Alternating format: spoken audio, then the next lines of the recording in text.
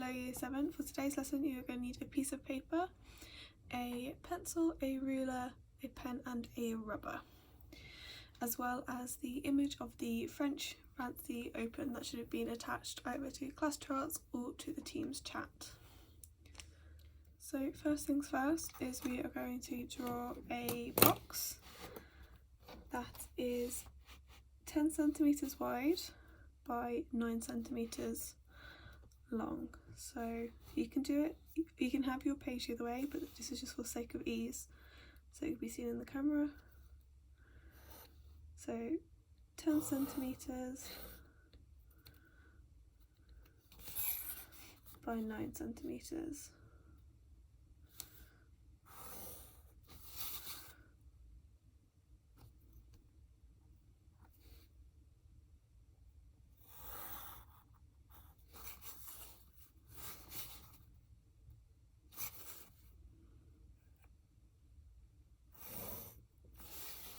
And then you should have a simple box.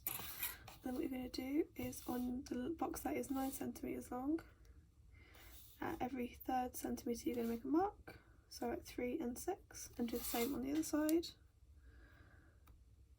at 3 and 6 and connect them.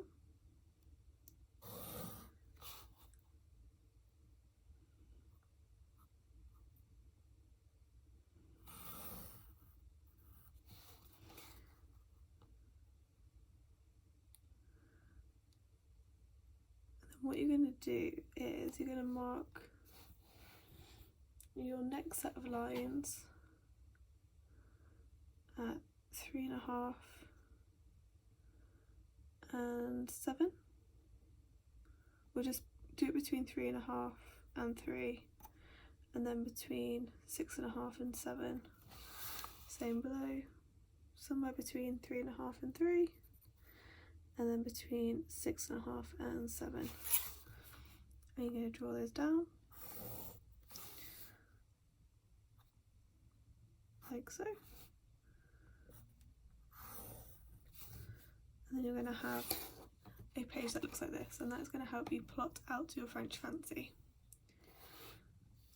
So what we're going to do is these lines now correspond to the lines on our image, which should be open on your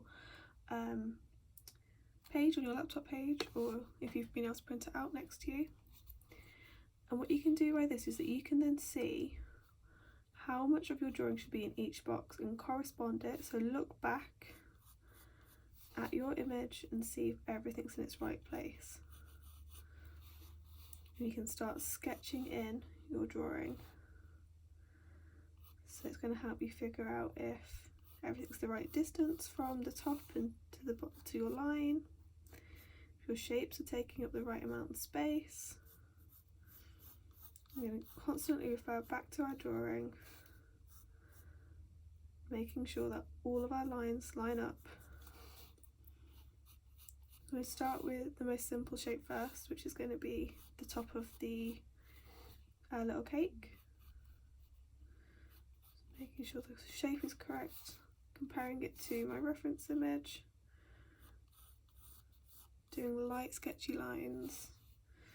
Don't want to press too hard, because if you do, you're not going. If you need to fill something out, you're not going to be able to. So light sketchy lines, always referring back to your reference image, so the image on the screen. And that, if you remember from last lesson, what we're doing is called secondary observation, because we're drawing from an image, we are not drawing from life. So I'm always checking if everything's in the right place, and I can already see that this is way too far down, so it needs to come further up.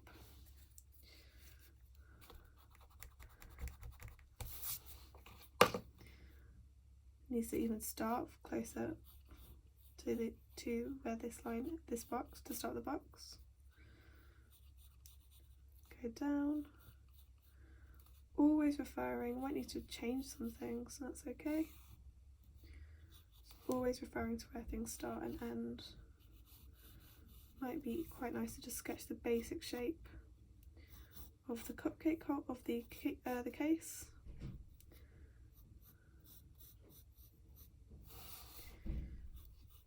So always looking back at our image, checking everything's in the right place compared to what we're seeing on our screens. Putting in our basic shapes now. Seeing where everything goes. So I'm going to speed up me now sketching the outline, and don't forget you can replay it as many times as you need to. But for sake of ease, this bit is going to be sped up just a little bit.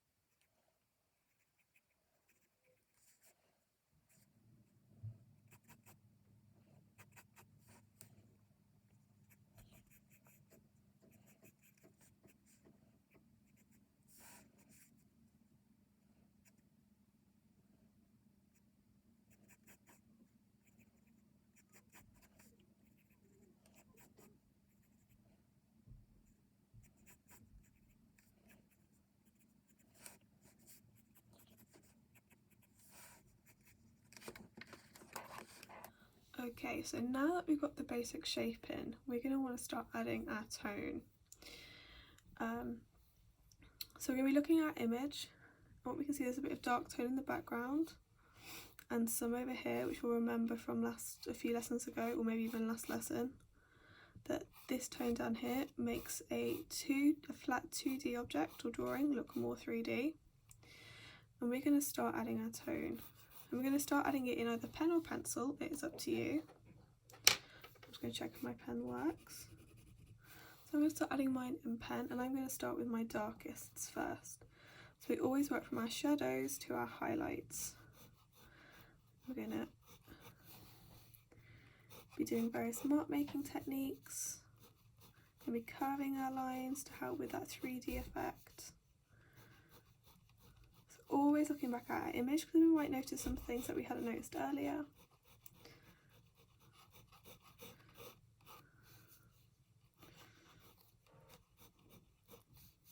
Just adding that detail in as we go. So I'm just starting at the bottom because that's where I can see some of my darkest tones, especially under or where the wrapper meets the table. So I'm making sure I'm getting that in.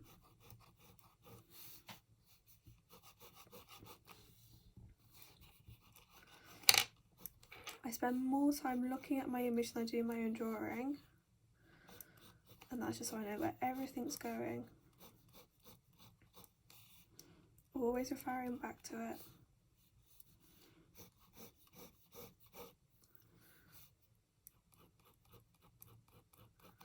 Curving my lines, if you remember the proper word for it is contouring. So making sure my lines are contoured where appropriate. And now going into the main body, the main part of the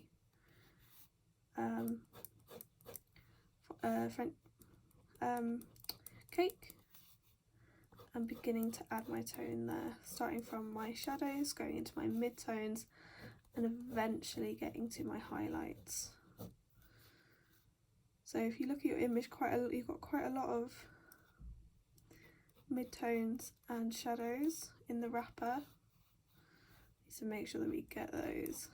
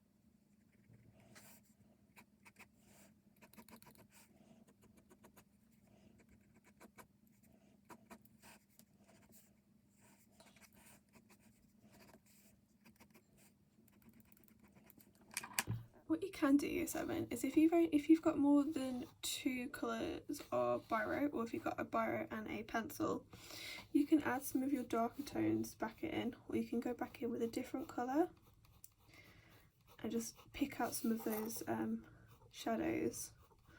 It'll give it like a nice little effect. It'll give it quite a nice effect. You'll get some different colours in there, some more tone. And it just might stand out quite nicely against what you've already done. And it'll be more in tune with the original image that we're drawing from, that has multiple different layers of colours.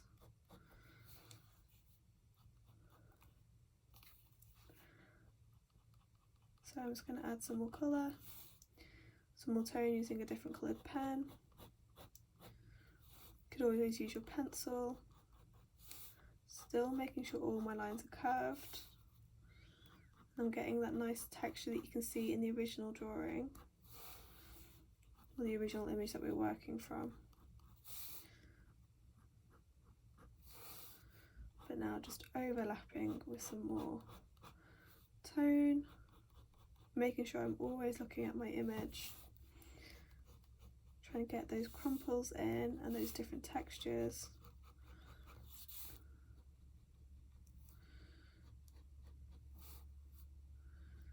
Not forgetting to make sure I'm getting those details with the rumples of the case.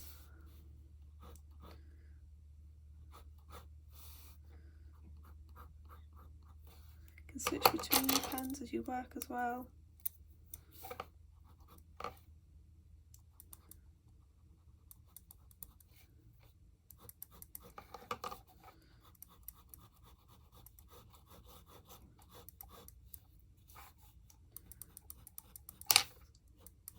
Carry on building up your tone and your detail.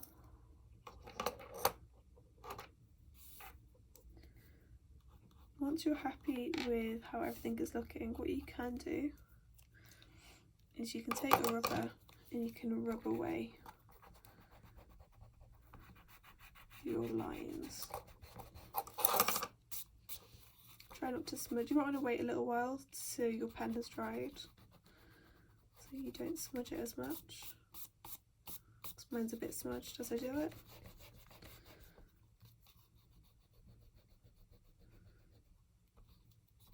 So I'd probably wait a little while before you start taking away your grid.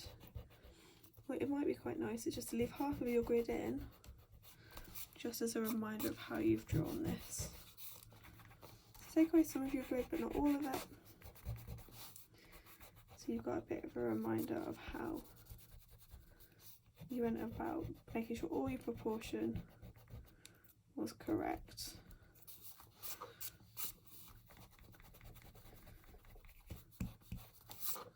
Like so.